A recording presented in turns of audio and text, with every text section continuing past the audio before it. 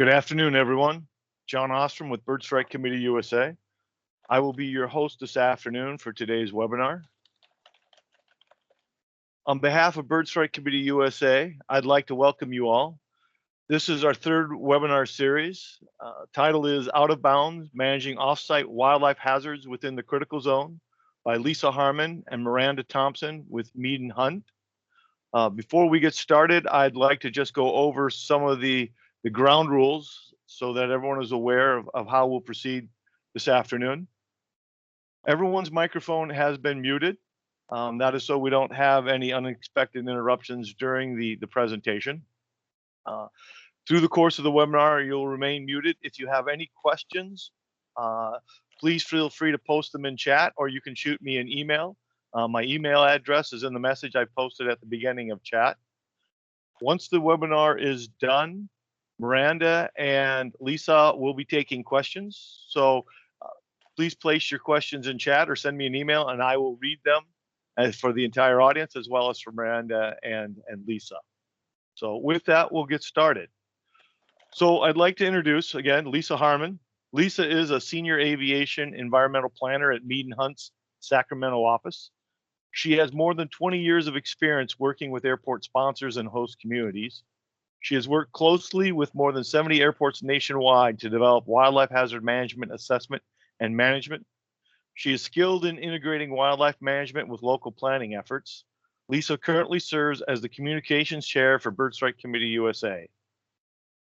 Miranda Thompson supervises Mead and Hunt's California planning practices and manages a wide range of aviation planning projects. With more than 20 years of experience in the practice of aviation planning, Miranda has a specialized expertise in airport land use compatibility planning and has an excellent understanding of federal, state, regional, and local planning frameworks. Again, on behalf of Bird Strike Committee USA, I'd like to welcome Lisa and Miranda, and the stage is yours. Thank you, John. Before we start today, I do want to say thanks to John for helping me set this up, and to say that after Jay's presentation last week, it's going to be a tough path to follow, but here we go. So let's start. Miranda? Okay, so the title of our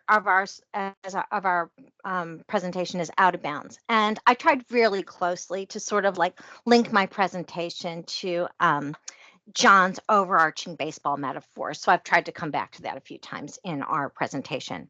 What we'd like to talk to you today about is managing wildlife in the critical zone, and how managing wildlife in the critical zone involves numerous people and agencies, and how we need to work with communities to link biological data and wildlife management into specific geographic areas, and then figure out how regulations and land use and community planning constructs can be implemented to provide the necessary controls and reduce risks in that area that's outside of the airport boundaries.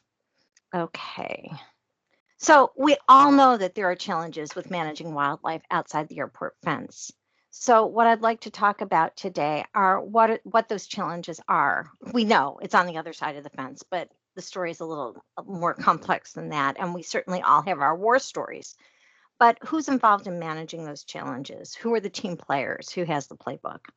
And then my colleague Miranda will talk to us about the land use planning tools available for managing strike hazards. And finally, this is the key point. I want to talk about how Bird Strike, as biologists and wildlife managers and researchers as a whole, can contribute to managing offsite wildlife hazards in our communities. And again, I just wanted to point out that like the polar bear on our first slide, baseball fields also have to deal with wildlife control. That's why we see all those geese below. Okay, next slide. All right, I'm going to breeze over this because you all know all about this. We know why conflicts happen.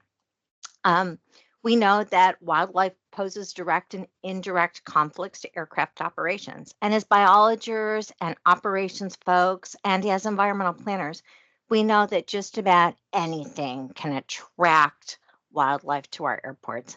Anything can be habitat, anything can be shelter, including aircraft, and puddles can be water.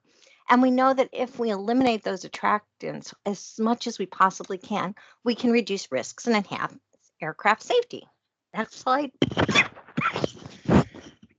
So our friends John and Amy recently revised FAA Circular 150 and 5233C, which I'll refer to as 33C, which identifies a geographic area that we have to manage in order to reduce wildlife hazards.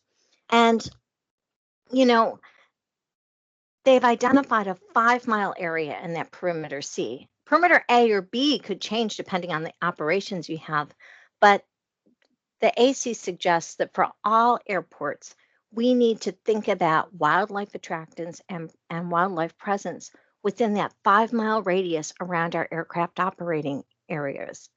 Where the challenge comes in for us as airport managers and planners is that while aircraft need that 3,500 feet to get through the 3,500 feet of altitude and avoid strikes, that 5-mile area is broad and it encompasses a lot of different land use. And we need to find a way to link that 5-mile area more clearly.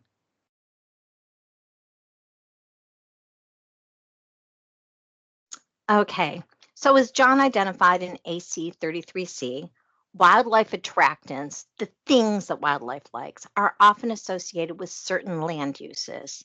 And those land uses need to be avoided in that critical zone. And we all know what the headliners are in terms of land uses that attract wildlife. Golf courses are always a headliner. And there are conservation areas that we should avoid. We don't want a wildlife refuge at the edge of our airport. Landfills are a biggie. And what I really, really like about this AC is that it links attractants like ponds and landscaping to land uses that typify those particular attractants. And as we're going to see, that link between wildlife attractant and land use is important for creating land use controls and regulations to avoid or prevent the creation of new wildlife hazards. So again, linking attractants to land use. It's critical for us. So let's talk about that critical zone again and its two components, perimeters A and B, depending on what kind of airport operations you have, and perimeter C. So as I said, perimeter C always makes me gulp. It extends over a huge area, but the AC asks airport managers to monitor changes in land use throughout the critical zone. But as shown here, that perimeter C, which is the green line, encompasses a lot of real estate. And other than that 5-mile sort of radius from aircraft movement areas, it's not associated with a specific boundary. I mean, it's not a jurisdictional boundary. It's not an environmental feature. It's just a measurement. And I understand it's an important one. But as we see here, it covers many jurisdictions. This airport is the Auburn Airport in California. It's a municipal airport, a busy municipal airport. And if we measure 5 miles out from its aircraft movement areas, we'll see that it covers 3 counties and a city. So if that airport manager is to monitor land use changes in 3 counties and a city, he would be going to lots of meetings and reading lots of meeting agendas. So for example, if every jurisdiction has 2 board meetings a month, that would equate to about 96 board meetings and agendas he has to monitor. That's an awful lot of work for an airport manager, and whether he or she could manage to do that effectively really depends on a lot of issues. You know, how big is the staff? You know, how busy are the jurisdictions? How much development is going on? So we need to come up with controls that help to relieve this burden and make these sort of monitoring and these sort of land controls happen as a process, not as an individual event. Okay, next slide. So now we've linked wildlife attractants to land uses. The next link in the chain of control we need to make is to connect wildlife management to land use management. So wildlife attractants and the land uses that they are likely to attract are known in the planning world and, you know, in airport world as incompatible land uses. So wildlife attractants and the uses that support them are incompatible land uses. And safe aviation and wildlife management as a component of safe aviation depend on aviation compatible land uses or things that don't encumber an airport and its operations in any way. So, when we talk about an aviation compatible land use, we talk about a land use that is okay if it's on, near, or next to an airport. It doesn't interfere with operations. It doesn't expose people to unacceptable risks, and most people refer to those as noise or safety risks. And it doesn't prevent the airport from operating or developing in the way that it's intended to. So it doesn't put something at the end of the runway so we can't, extend that runway later. It enables the operation and development of the airport. So now we've talked about, what a compatible use is. What's an incompatible use? Well, an incompatible use would pose operations to the aircraft and the airspace they pass through. It would cause us to limit operations. So, for example, we had an airport that had a large group of trees near the end of the runway. And the local Caltrans safety inspector said, until you cut down those trees, you can't operate at night. Just, we're going to limit your operations. And if you don't address this, you may be subject to closure. So that's an example where both a wildlife attractant and an obstruction were so incompatible that it caused limitations. And again, an incompatible land use would prohibit some sort of development that would happen. So we're using the same terminology a little differently. As a biologist or a wildlife manager, you say a wildlife attractant or a wildlife hazard.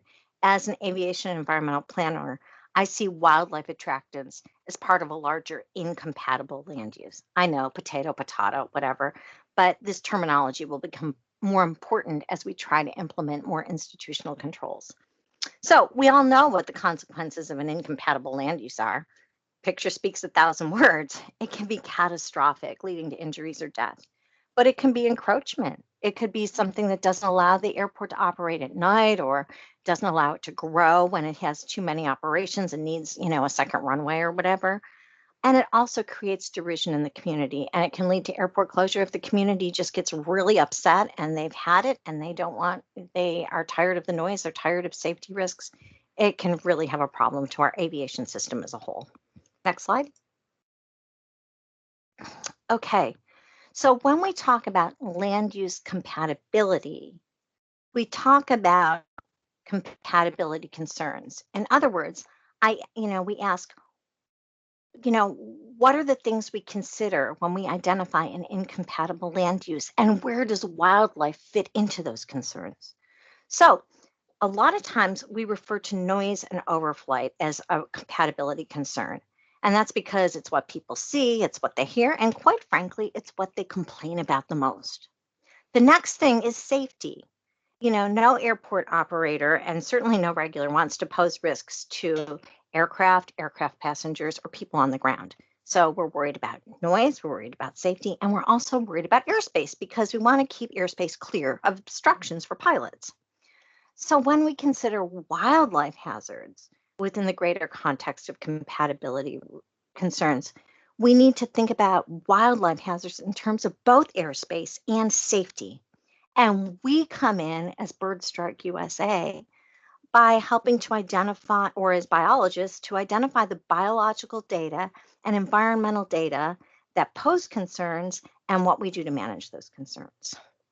So, I know that it sounds a little crazy, and again, I'm talking about terminology, but this terminology becomes really important when it comes to developing and implementing regulations. And further, how do we take this biological data, this safety data, this airspace data, and link them all using regulations to come up with ways to manage the off-site hazards in the critical zone? So we know what a hazard is. We know how to categorize it. And when it comes to compatible land use, when I use that term compatible land use, there are federal regulations and guidance that we can turn to support our case to identify and manage those offsite hazards. So let's talk about the regulations first. FAA's keystone regulation for wildlife management, as we all know, is Part 139, which applies directly to certificated airports. It tells airport operators what they need to do in terms of identifying hazards. It standardizes how we identify and manage airports at certificated airports. But there are a couple of problems too. One of them is that the link to GA airports is a little bit ambiguous. We have to figure that out and explain it to people. And the other thing is about this is that it doesn't really provide us with what to do offsite. It's directed at the managers themselves. So it's a good start, but we need to go further. Next slide. So the next thing we look at are other regulations that we can turn to as fodder or support when we're trying to develop land use controls in the critical area. Remember I said that wildlife hazards are airspace issues? You know, if you wanted to really push it, you could say that they're little mobile airspace. They're little mobile obstructions. They move around and they hit aircraft, but that would be pushing it. But there's still airspace issues. And the reason Part 77 airspace regulations help us are because they provide a nice regulatory backstop when we develop land use controls for two reasons. Number one, Part 77 identifies the areas we need to keep clear. They identify imaginary surfaces, and they identify the geographic area encompassed by those imaginary surfaces. So it's not just that we have to look at the airspace, but we have to look at what underlies that airspace. And land use controls help us to maintain certain, help us to manage the land beneath that regulated airspace. And this is really, really important because it allows planners and people who are coming up with regulations and policies to link airspace hazards to airspace regulations. And it helps us to defend the controls we propose. Now, one thing I'd just like to point out by looking at this is that in this particular example, the horizontal surface as defined by FAR Part 77 is this green circle, okay? And it extends to approximately the outside of perimeter B in the critical area. So it's off-site, it extends out about 10,000 feet. But if we look at the airspace surface associated with a precision approach, and that's the funky little gray line that comes out, that's the precision approach associated with this particular airport. It extends out farther. So it helps us to bolster potential land use controls we need beyond that 10,000 feet. It doesn't extend to all of perimeter C, but it still helps. It gets us a little further to meeting that goal. All right, let's see. The other thing I wanted to point out about Part 77 is that it has a notification clause. You have to let people know when you're going to erect an obstruction, and that gives the airport a heads up, and that's also very helpful. So moving along, when we talk about compatible land use, there's an issue that comes up between federal regulations and guidance and how we actually do things. The first thing is that the FAA can provide us with some terrific guidance in the form of advisory circulars, but FAA has no regulatory authority about local land uses. So they can tell us what to do, but it's the locals who have to implement land use controls, whether they're in the form of zoning or planning or whatever. But there are a couple of things that the feds have provided us that really help. And one of them is the airport design guidance circular. The airport design circular helps us in land use planning because it says you can't put anything in the RPZ or you shouldn't put anything in the RPZ. That's helpful when we're doing land use planning. The other thing that's very helpful is John and Amy's famous -33C. It helps us identify the land uses that are inappropriate near airports. But the one that really helps us most, or one of them that I find helps us most, is their AC talking about a model zoning ordinance to limit heights of objects around airports. It was meant to prevent obstructions. But again, a lot of what we talk about with obstructions has to do with safety. And if we think about airspace and safety, this particular AC can help us develop meaningful land use controls within that critical area. So the map on the right isn't just filled with pretty colors. Every color on there identifies a state regulation that enables local jurisdictions to develop airport zoning or land use restrictions near an airport in response to either safety or noise or obstructions. So the feds can't regulate anything about land on the ground, but the states have laws that say to local jurisdictions, you must or you are enabled to put coming up with airport zoning restrictions near your airports.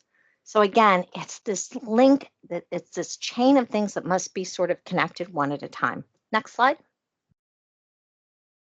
All right, the other thing that can help us is grant assurances. Money talks. So when the regulations don't speak to you, the money certainly can. And there are 3 grant assurances that can help us. Grant assurances 19, 20, and 21. Airport sponsors are often cities and counties, and they depend on the money that they get from FAA. And there are certain grant assurances that they have to follow when they accept those federal dollars.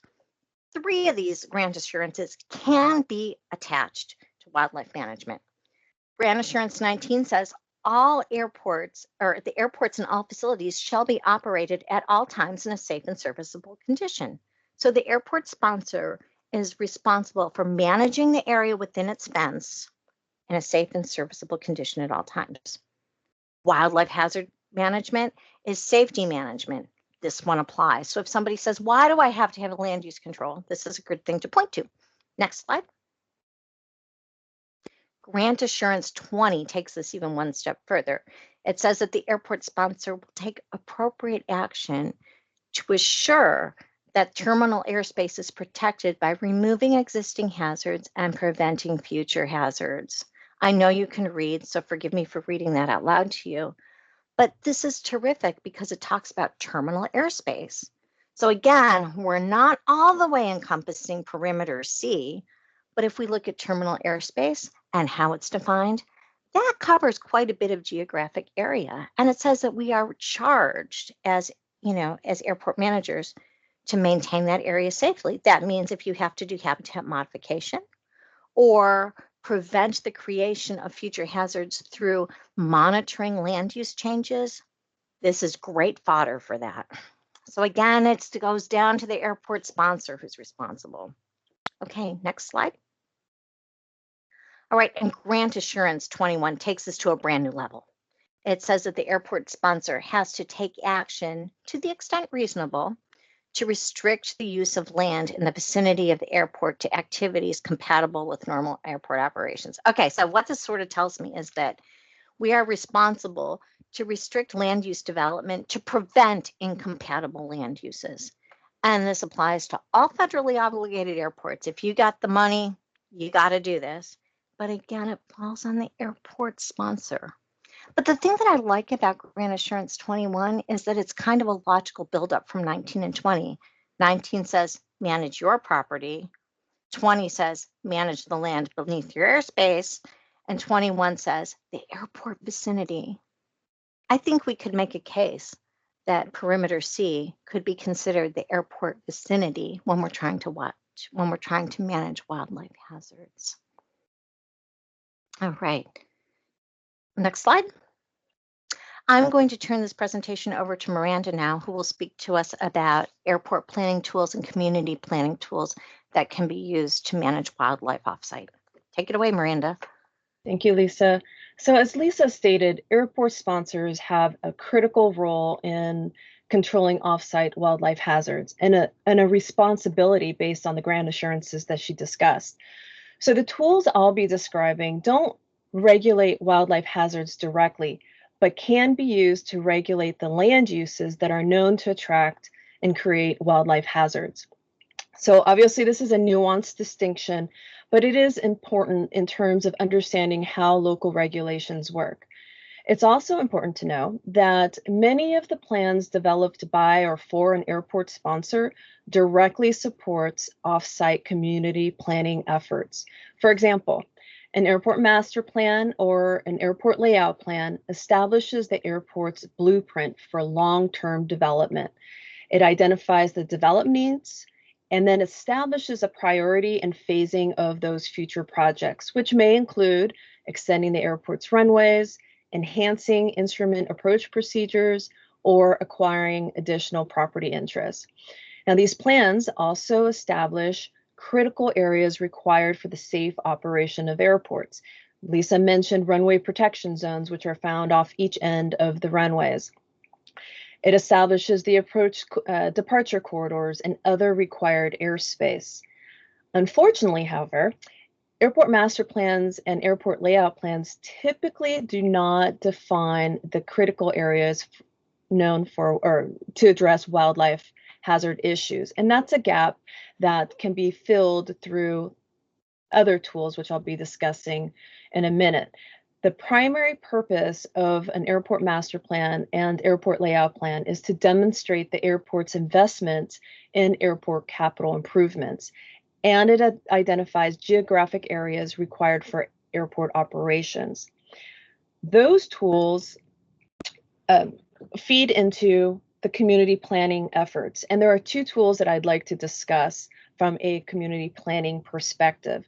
First is the comprehensive plan, which is also known in some states as a general plan or a master plan. And essentially, the comprehensive plan is a broad planning tool used by a city or a county to establish development goals for the community. So these plans provide policy statements indicating how to achieve these development goals for the various facets of community planning, such as transportation, addressing land use issues or housing shortages or utility needs. And these plans are essentially the blueprint for the community's long-term development. It'll designate areas for future growth. It's often referred to as urban growth boundaries, and identifies where growth is anticipated to occur in the future. It also establishes land use patterns existing in future, meaning that it identifies the types of land uses that would be suitable for certain types of development. A particular area of a community may be designated for agricultural uses, other areas for residential or industrial uses.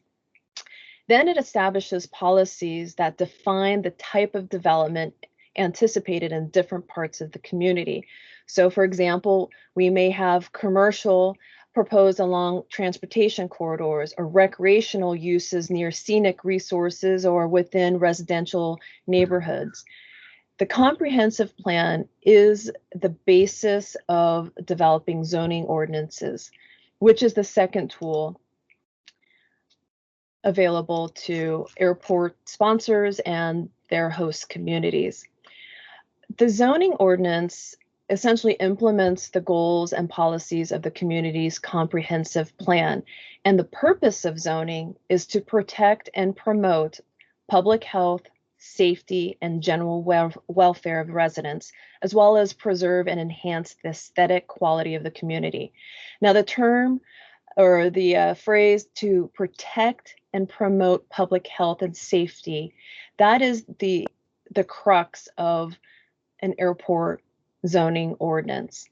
Now, to give you a little more background on what a zoning ordinance is and how it's used, the zoning involves dividing land into areas called zoning districts, and typical examples of zoning districts include residential, neighborhood commercial, downtown commercial. Perhaps there's a historic district, and the zoning classifications, although there are some standard classifications, they are unique to each community, highlighting particular aspects of the community that make it unique. The purpose of zoning is to allow local authorities to regulate and control land and property to ensure complementary or compatible uses. So what that means is when a community planner is looking at establishing future patterns within these urban growth areas, they're going to seek to avoid incompatible land uses, such as perhaps residential next to a heavy industrial use, given some of the potential impacts from the heavy industrial uses. So zoning can provide the opportunity to stimulate or slow down development in specific areas of the community, which is key for airport overlay zoning. So overlay zoning is another regulatory tool or a subset of the zoning ordinance, and essentially creates a special zoning district that is placed over an existing base zone, and it establishes additional or stricter standards beyond those of the underlying zoning district. So an airport overlay zoning or zoning district is a great example of this type of special zoning district. And the geographic extent of the airport overlay zone can be based on one or more of the aeronautical factors defined by the airport's master plan, airport layout plan, or maybe even the wildlife hazard assessments and other tools at the airport sponsor's disposal. There's flexibility on the boundary that is used for the airport overlay zone. However, common practice is to use the Part 77 airspace surfaces, as it is most often the most extensive boundary in terms of geographic coverage, and is a set of boundaries dictated by the FAA or federal regulations, and is well known by the local constituents. Wildlife hazard boundaries, not as much, and that's where education definitely comes into play. The image on the right side of the slide is simply an example of what the boundaries can look like for an airport overlay zone. This is Medford. This is the Rogue Valley International Airport in Medford, Oregon, and there are 3 jurisdictions that are adjacent to this particular airport, and each of those jurisdictions have adopted airport compatibility regulations. Some of those jurisdictions have even folded into those regulations measures dealing or addressing wildlife hazards or uses that are known to attract wildlife hazards. And so how an airport overlay zone would work is that we would have the airport overlay zone, let's say, covering a portion of a public or quasi-public district. And under normal circumstances, that public district would allow a municipal landfill or water treatment facility to be developed. But because of the airport overlay zone, those particular uses can be identified as prohibited uses. And there may be other types of land uses that would be deemed conditionally compatible. And the regulations can be written in a way to put the onus, the requirement on the applicant to demonstrate compatibility with the proposed project with airport operations. The airport overlay zone can also take it a step further by requiring all proposed development within this overlay zone to be reviewed not only by the municipality, but it could also allow the opportunity for the airport sponsor, state aviation agency, and the FAA to provide comments on a particular land use development. The airport sponsor component is particularly important because if they are made aware of a land use proposal within vicinity of their airport and they identify a use that may potentially create a wildlife hazard concern, then they will be able to use resources such as their wildlife management consultants to provide input on that particular development proposal. So an airport overlay zone is a great regulatory tool. So in summary, compatibility planning seeks to establish land use controls that, number one, prevent encroachment of incompatible development near the airport, and second, to protect the community from airport impacts such as noise exposure and risk of an aircraft accident.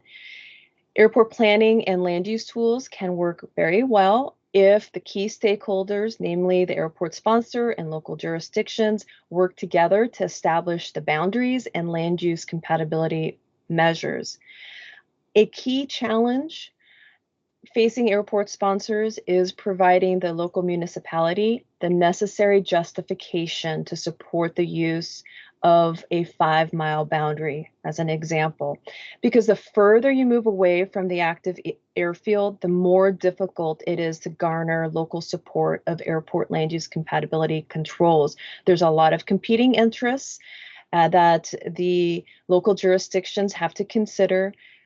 And airport compatibility, wildlife hazards is only one of those many considerations. And oftentimes, jurisdictions will ask airport sponsors for findings of fact to support the request to regulate land, let's say within the 5-mile buffer area. And this is where there may be a role for you as wildlife managers supporting airport sponsors, or for the Bird Strike Committee USA to support through providing resources and information, educational information to airport sponsors that can then be relayed to municipalities and developers and other key stakeholders. With that, back to you, Lisa.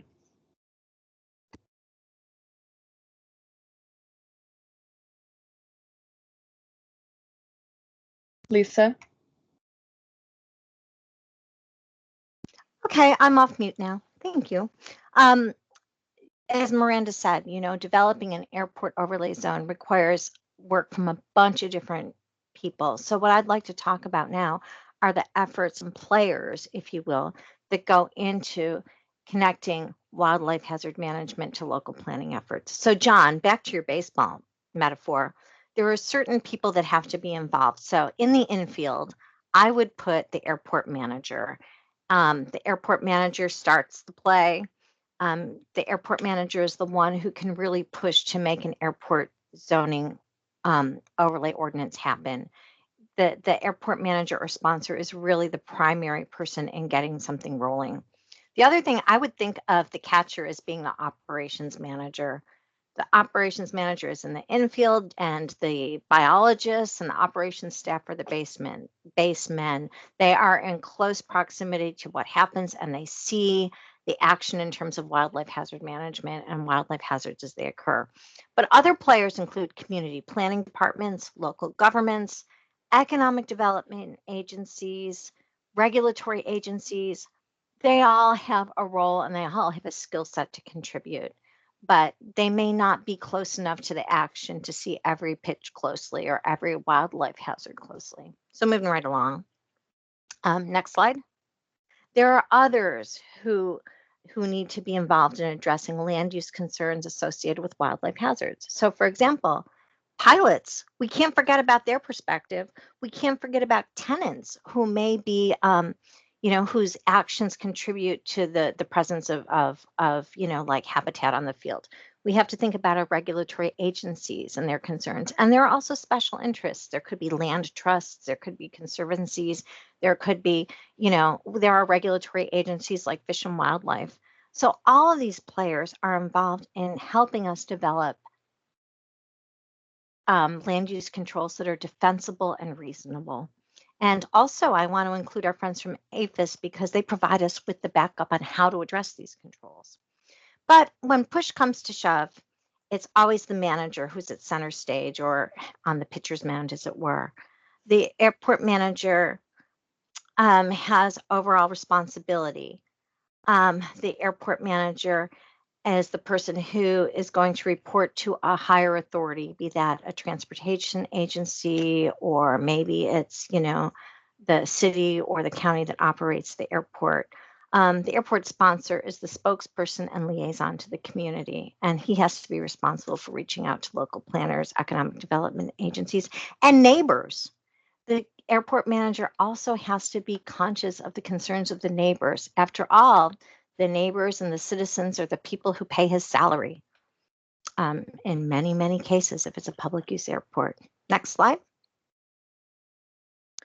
So as we said before, the airport manager is not always available to go to every single planning meeting or every single board of supervisors meeting.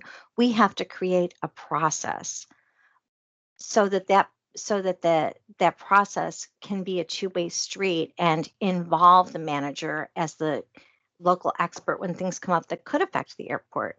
So our strategy is to help the airport manager reach out to the community planners and the elected officials and the decision makers and the economic development agencies and the development community, because although we might be on the same team, we might not have the same playbook.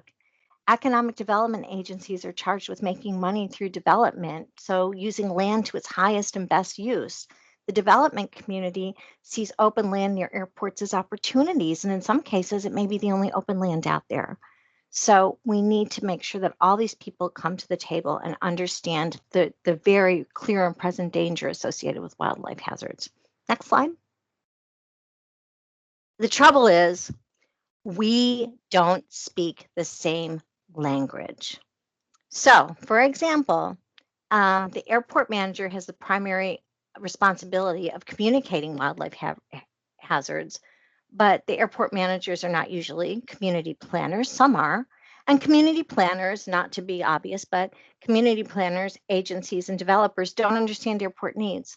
A lot of times, a community planner doesn't know what, protected airspace is, or what an RPZ is, or, we don't speak the same language. It might be a bird to you, but it's a wildlife hazard management to the airport manager. So we need to come up with ways to communicate better. Next slide. So what I want to get to now is how we can help connect wildlife management through airport management to local planning efforts. So the first thing we do falls upon our shoulders as wildlife managers and biologists and planners. We need to provide clear airport-specific data to planning agencies. We need to demonstrate what a strike is. If there's a strike history that needs to be brought forth and say, see, strikes do happen here. We have to talk about what are site-specific hazards. If you put that landfill outside the airport, this is what could happen. And we need to identify the geographic extent of critical areas and critical zones and how far wildlife hazards extend. So we need to provide the data so that planners and others can use it to formulate sound policy. Next slide. The second thing we can do is help to link those wildlife hazards to the specific land uses and the land use features that attract wildlife. So a lot of people get the landfill connection because we've all seen birds at the landfill, but they might not understand the more subtle connections that are out there. So for example, we need to point out what the current offsite attractions are and how they are connected directly to wildlife hazards. We have to connect those attractions to the land uses that typify them. And there are way more land uses than just the ones that we think of, there's more than a landfill out there. And we also have to identify, using the skills we have as biologists or as operations managers, to use those skills to identify possible remedial actions or site design retrofits that can happen to eliminate wildlife attractants offsite. A good example that I have is from a wildlife hazard assessment we were doing in the Bay Area at a municipal airport. It was very much in a downtown, in a metropolitan area, and just down the street from a water quality treatment plant. So already you can see what's going to happen. But it turned out that we have a very dry climate much of the year. So they only have to have water in many of their ponds during the rainy season. It could drain out otherwise. But when we spoke to the manager of that facility, he said, oh no, we keep water in there because the birds really like it. We're trying to be helpful in those dry summer months. He didn't understand that the airplanes taking off and departing from the nearby airport, were dodging those birds essentially. So it turned out there was no reason to have the water in those ponds from a public utility perspective. And he said, oh, I can drain those. So it was clearly a communication issue that had to be solved. So, it was the wildlife hazard assessment and the QAWB who made that connection on behalf of the airport. So we need to identify possible remedial actions or if possible, identify ways that we can retrofit our facilities to make them less attractive to wildlife. So we have that skill. So again, how wildlife managers can help is that if a project is proposed, perhaps an airport manager could say, could you review this plan set for me? It's a major land use change. They're building, I don't know, they're building a new shopping center, just a mile from my runway. Can you help me review the plans to see if there are any wildlife attractants in here? And such things could involve, where are they storing their trash? What kind of, facility landscaping are they providing? Do they have one big stormwater management pond? What's the relationship of this particular property to the critical zone? Is it in zone A or zone B or zone C, or perimeter A, perimeter B, or perimeter C? If we can take those skills that we have and help airport managers and local planners look at things from the lens that we use, it'll help them better understand. So we have a direct connection to the development of those airport zoning ordinance that Miranda spoke of. Next slide. The other thing we can do is help airport sponsors review current policies and codes. Now I'm telling you, I'm not asking any of us to go and read books and books of regulations and zoning code, but there are targeted codes we can look at. And for example, some of the questions are really simple. Does the comprehensive plan or general plan refer to the airport? Does it acknowledge that it's there? Is the airport considered in regional planning policies? When we have environmental conservation or mitigation policies, do they mention the distance from the airport? We have one local jurisdiction in a nearby county that has a general plan that says it's very, we're near the Bay Area, and there's a lot of conservation and ecological interest. So this particular county said one of their zoning requirements was that mitigation be provided on site whenever possible. But after reviewing it and talking to their airport managers, they added a clause that said conservation and mitigation should be provided on site whenever possible, unless your site is within 5 miles of a public use airport. So they're able to make a couple of small tweaks, but in doing so, they acknowledge the airport and its relationship in terms of geography to a project. And that was a critical change. The same thing with zoning codes, does the jurisdiction have an airport overlay zone? Yes or no? If not, maybe we could use our expertise and work with an airport manager to propose one. So, as I said, is the airport considered? And can we make even the smallest of revisions to make airport planning part of community planning? And can we use our expertise to do so? So, as John mentioned, Bird Strike USA is a really active group, and I think that there are ways that we can really help. I'm not saying that we should get involved on a project-by-project basis, but there are ways that we can help planners and use our expertise as biologists and airport staff members to help provide backup documentation and things that airport managers can use when talking to planners. So for example, I think one resource that we could provide, it'll take a little bit of time and effort, but we should consider providing up-to-date fact sheets to talk about, what's a wildlife hazard, what are the common attractants, what are the regulations and guidance that could apply, what are some best practices, and I mean very, very, very short educational pieces. We try to do that right now. BSC tries to do that now with our press kit, but I'm thinking that we need to sort of retool those things and make them just a little shorter, a little sharper, and gear them to a community audience. And the other thing that we can do, and Mead and Hunt has done this previously, is to provide summaries of regulations and guidance to developers.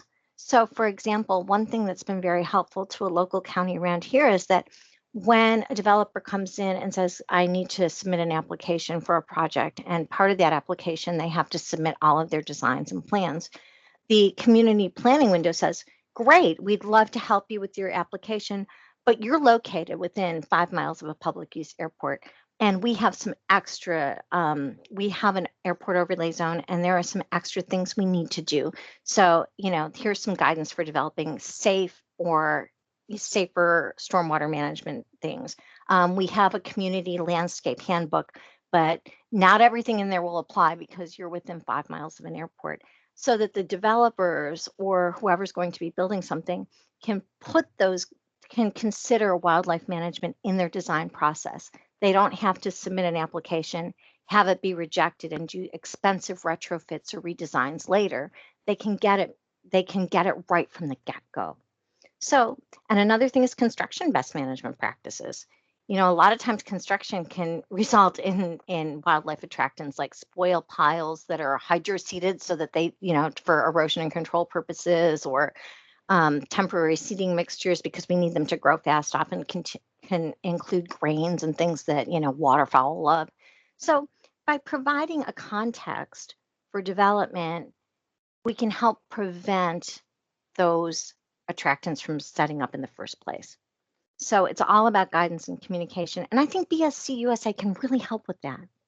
So just to conclude, federal agencies cannot regulate local land use. Only local agencies can do that. But federal agencies can provide us with the regulatory backstop and the guidance necessary to help develop, important and locally specific zoning land use restrictions. And, airport operators and local agencies have to work together because it's not a one size fits all proposition. Sometimes the airport manager is the only guy out there. He needs help. We can help him connect the dots to do that. So as wildlife managers and aviation professionals in BSC, I think there's a role for us to play.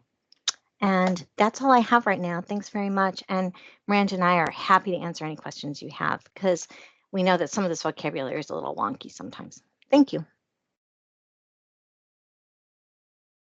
Lisa, Miranda, thank you for a very excellent presentation. You covered a lot of different things that are helpful, just trying to get your head around it. We do have some questions that have been posted in chat. So the first one, with regards to local planning efforts, where are the landowners who pay taxes next to the airport in that discussion? The landowners are the people who are invested in the community plans. That's the first thing. And whenever a community plan, such as a general plan or a comprehensive plan or a zoning code change is proposed, there's a public process that allows them to get into that conversation. And in California, we have a CEQA process. If there's a big change in land use proposed, there's a NEPA process. So they are part of the people who need to be involved in that conversation. And there are venues and things for them to be involved. Okay, thank you. So next question, who is responsible to inform the property owners within the 5-mile radius of the airport? Oh, well, there's one thing I'd like to clarify right now, is that land use and zoning is only applicable to proposed uses. If you have a hotel at the end of your runway and it's been approved and it's there, you have a hotel at the end of your runway. If you have a pond at the end of your runway that was approved and it's off-site, that's a different challenge. Proposed land use controls are to prevent new attractants. So in terms of who's responsible for informing the property owners within the 5-mile radius of the airport, an airport zoning overlay or a general plan or an airport land use plan involves a component to tell people that they are within this area and they'll be affected by this plan. But there's also, and I'm going to ask Miranda to chime in here, there are also real estate disclosures that happen. For example, when I bought my house, I'm within 5 miles of a public use airport, and in those huge number of disclosures that you sign your life away for, it's one of them was, you're not in the 100-year floodplain. That's good. You're in the 500-year floodplain. Oh, ick. And you're within 5 miles of a public use runway. So real estate disclosures are one mechanism that's used. But Miranda, can you jump in? Yes, so I have a couple of thoughts about who's responsible. I think it really depends on who's doing the planning effort. I think there's definitely an opportunity for the air to involve the key stakeholders, which may include adjacent property owners, developers, and other community members, as well as the decision makers, city council members, county board of supervisors, et cetera, involved in the planning process, so they have input into either the airport master plan or development of an airport overlay zoning ordinance. And through that planning process, there's always outreach, public outreach, stakeholder group outreach. And that's definitely a tool to help inform property owners in vicinity of the airport of these aeronautical factors, one of which is wildlife hazards, and begin to educate the community about this 5 mile radius. From practice, I have not heard a lot about this, the 5 mile buffer. I know it comes up every once in a while. So I think it is something that we need to provide more education about. And using the airport master plan, wildlife hazard assessment projects is one tool to do that. And certainly for the communities that are undertaking an airport overlay zone or airport zoning ordinance, that can be part of the discussion as well. So it depends on who's initiating the project, and the responsibility is dictated by the formal planning process that Lisa described.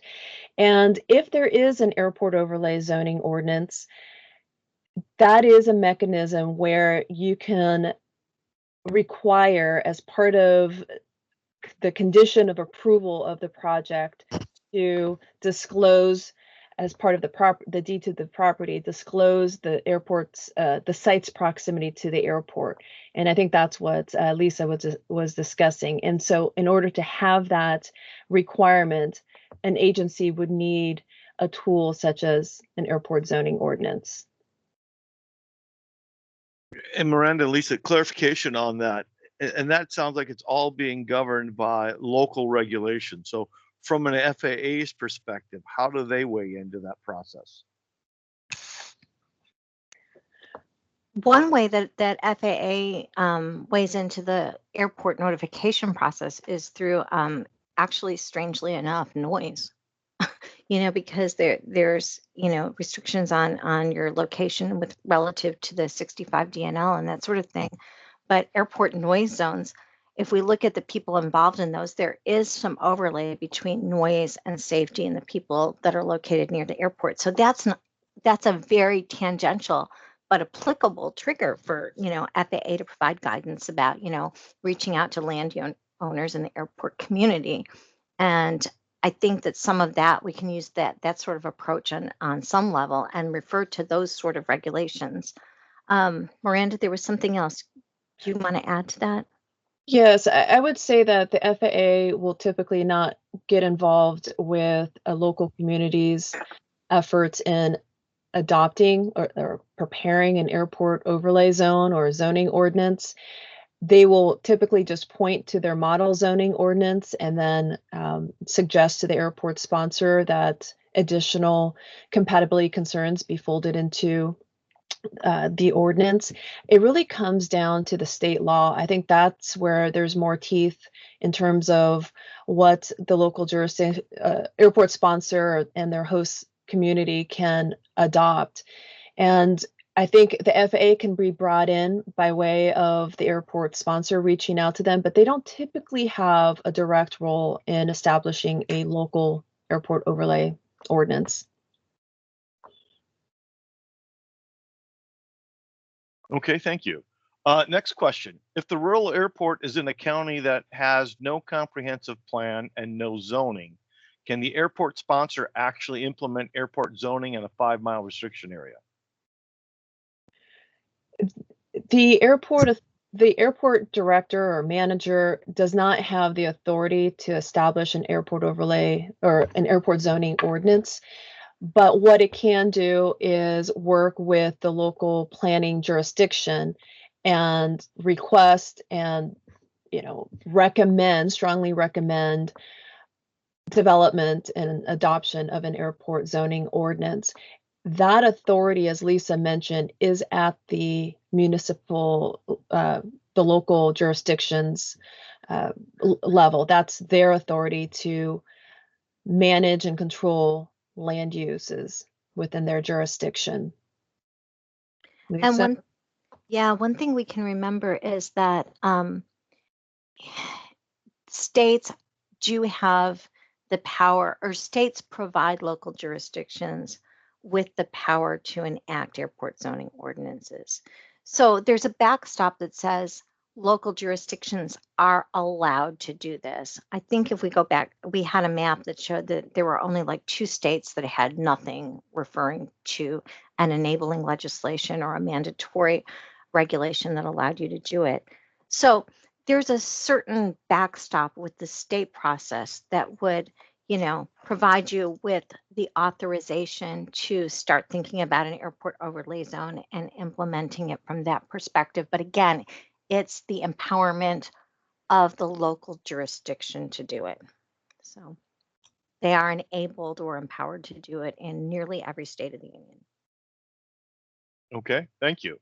Last question that we have posed so far is, can an airport sponsor who has never done their own wildlife hazard assessment require adjacent landowners to do wildlife assessments? I think there's a misunderstanding there. We're not proposing that an adjacent landowner undertake a wildlife assessment. But what I think may be helpful is what we were saying is that if there's a jurisdiction, they may be able to review plans to see if proposed uses would create a wildlife hazard. So if the airport sponsor or the airport manager hasn't thought about this, that would be a tough sell. Absolutely. But I want to clarify that we are not proposing that off-site landowners are under any obligation to perform a wildlife assessment. Okay, okay. Next question I have here is, many of the airports that this individual works with are in agricultural areas. Agriculture crops attract wildlife, the most hazardous, which are large flocks of migrating flocks of waterfowl, sandhill cranes, and blackbirds in the spring and fall. What do you suggest to solve these problems in an area that depends on agriculture? We are talking about hundreds or thousands of acres in the general zone.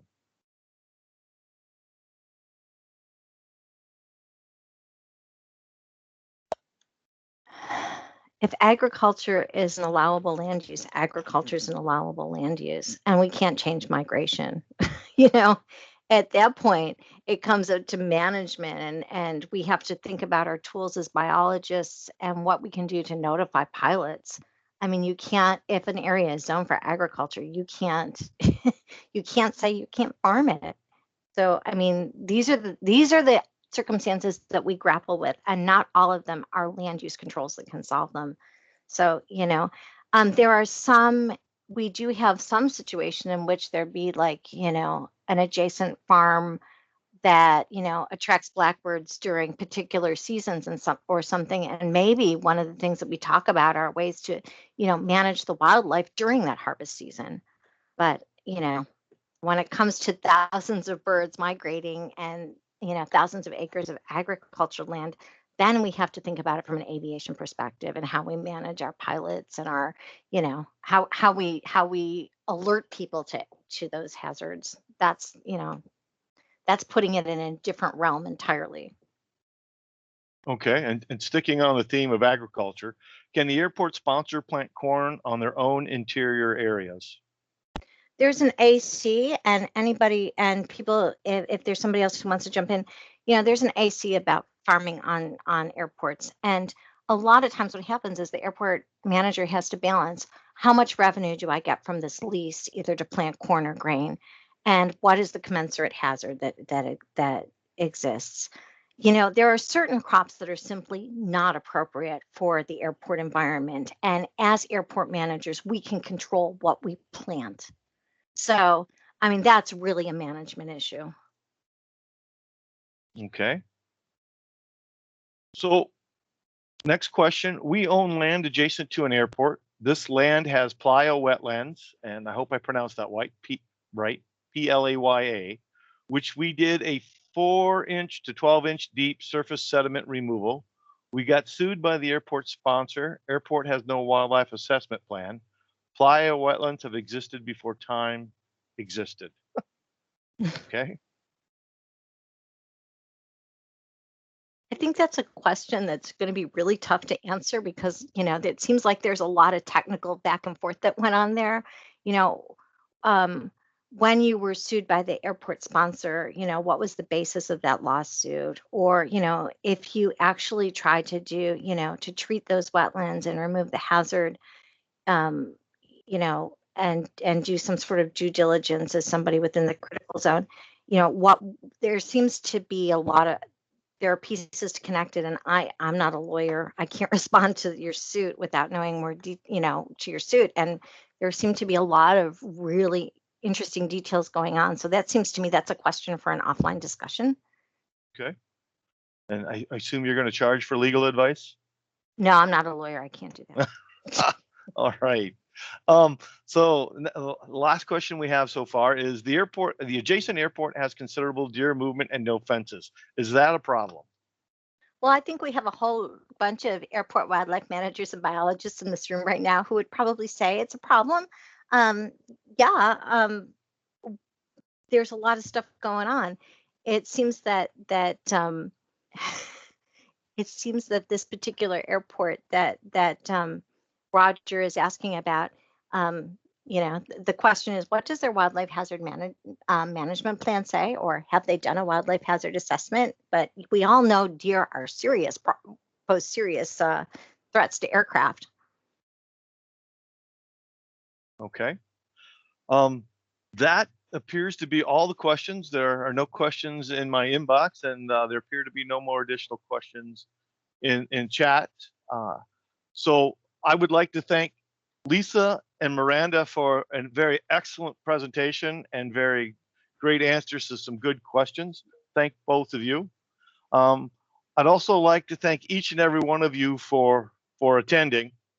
We do appreciate that. If there are any questions that anyone has, please send them, whether you continue in chat or email, and I will reach out to Miranda and Lisa so we can get you some answers. I just want to remind everyone that their video of this presentation will be made available here in the near future on the Bird Strike Committee USA's Facebook site. And then I hope to see everyone in April for our 4th Strike Zone webinar. Title is yet to be named. We've started out going into monthly, but now we are going to go every 2 months with a webinar. So again, we will put the invite out on our Facebook site and out to all of our users, and we hope to see you in April. And with that, I'd like to thank everyone and hope you have a great rest of your Thursday day. Thank you. Thank you, John. Thank you all.